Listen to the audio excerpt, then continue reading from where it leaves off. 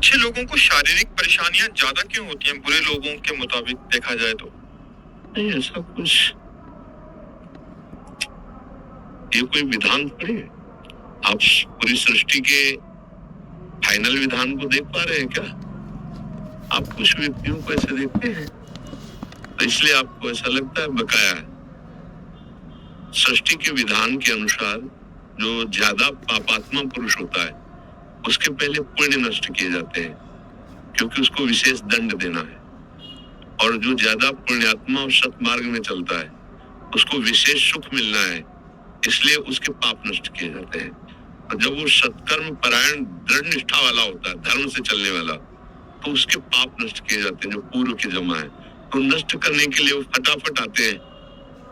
अब उसको दिखाई देता है कि बहुत धर्म से चल रहा है, बड़ा कष्ट भोग रहा है, और एक पाप कर्म कर रहा है तो उसके पुण्य नष्ट किए जाते हैं। तो उस पाप कर्म को करते हुए भी वो फला फूला बड़ा सुखी दिखाई दे रहा है, लेकिन उसके पुण्य नष्ट हो रहे हैं। जिस समय उसके वो पुण्य नष्ट हुए और वर्तमान का पाप और जमा हुआ संचित पाप दोनों मिलेंगे, जैसे बम ब्लास्ट हो जाता है ना, सब विध्वंस हो जाता है, वैसे सर्वनाश हो जाता है। पापाचरण करने वाला सुखी रहेगा ऐसा तो नहीं। एक समय होता है जब पुण्य उसके काम करते। रावण चलता था, भुजा ठोक देता था तो लोकपाल भयभीत हो जाते थे, और एक समय बंदर उसकी खोपड़ी को ऐसे फुटबॉल की तरह लात मारते थे। नहीं मारते? हाँ, क्योंकि सैकड़ों बार काटी गई खोपड़ी, उसकी नई खोपड़ी हो जाती थी। हाँ, तब मंदोदरी उसकी छाती में हाथ रख के कह रही थी, राम विमुख असहाल तुम्हारा, रहा को कुल रोगनिहारा। ये पक्का समझ लीजिए, धर्म करने वाला कुछ समय के लिए दुखी दिखाई देगा क्योंकि उसके पाप नष्ट हो रहे हैं, लेकिन वो परम सुखी होगा। जैसे धर्मराज युधिष्ठिर, 12 वर्ष का वनवास, 1 वर्ष का अज्ञातवास, द्रौपदी के साथ ऐसा बर्ताव, लेकिन सिंहासन पर चक्रवर्ती सम्राट पद पर कौन बैठा? युधिष्ठिर जी। और सर्वनाश किनका हुआ? दुर्योधन का। कुछ समय के लिए फूले फले दिखाई देते हैं, परिणाम सर्वनाशी होगा। अधर्मी कभी सुखी और शांत नहीं हो सकता, और धर्मात्मा कभी दुखी और अशांत नहीं हो सकता। ये बात समझ लीजिए। थोड़े दिन के लिए दिखाई दे। एक उदाहरण ऐसे ग्रामीण उदाहरण में 2 मित्र थे, स्कूल में पढ़ते थे।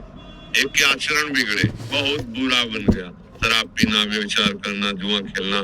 धनी घर का बालक था, और वो एक गरीब घर का बालक था, तो गंगा स्नान करना, नाम जप करना, संतों की सेवा करना, सत्शास्त्रों का स्वाध्याय करना, ऐसा विचार। अब वो धीरे धीरे दोनों का भाव अलग होने के कारण मित्रता हट गई।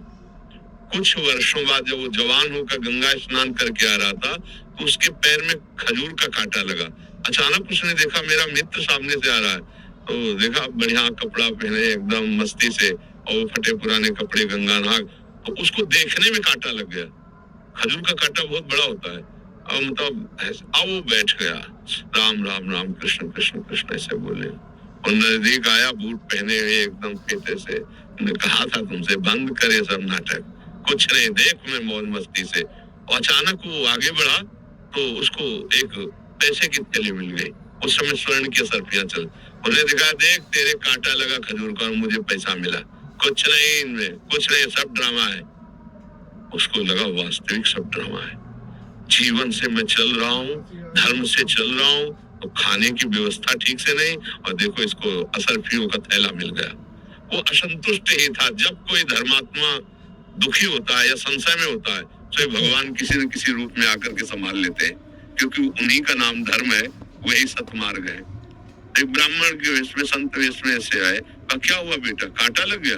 लाओ मैं निकाल देता हूँ। कांटा निकाला, स्पर्श करते ही पीड़ा गई। उन्होंने कहा कि तुम्हारे मन में कुछ संशय है क्या धर्म के प्रति?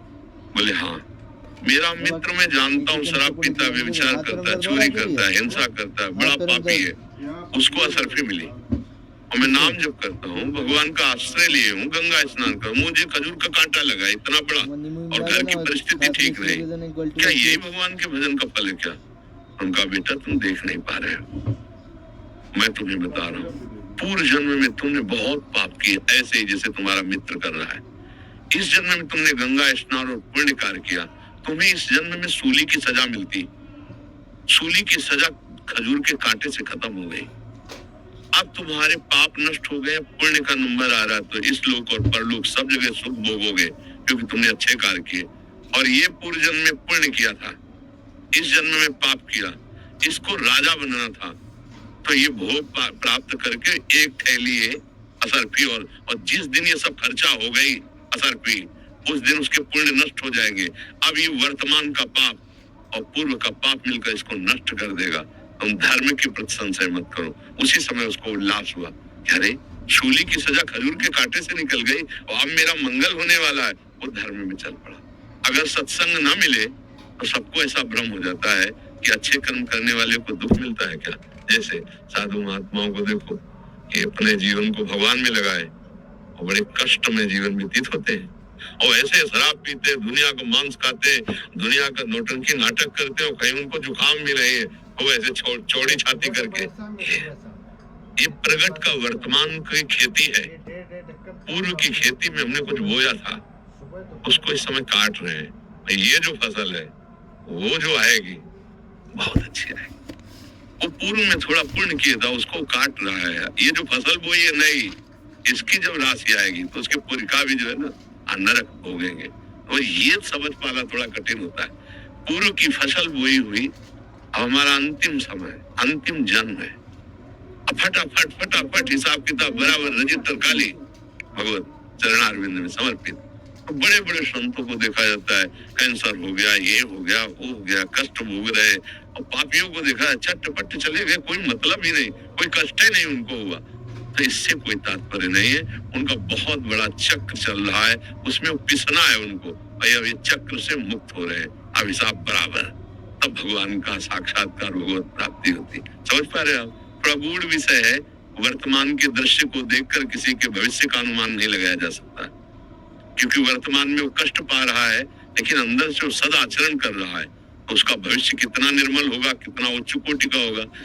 वर्तमान में पाप कर रहा है, बड़ा शुभ दिखाई दे रहा है, बड़ा सुखी दिखाई दे रहा है, तो अनुमान लगाना कठिन हो जाएगा कि ये तो पापाचरण कर रहा है। तो फिर वर्तमान की क्रियाओं का फल क्या होता है? लग जाएगा ना संशय कि वो माला चला रहा है, ये गंदा आचरण कर रहा है, ये सुखी दिखाई दे रहा है और वो दुखी दिखाई दे रहा है। तो वर्तमान की क्रिया का परिणाम जो भविष्य में होने वाला है, उसका अनुमान नहीं लगाया जा सकता।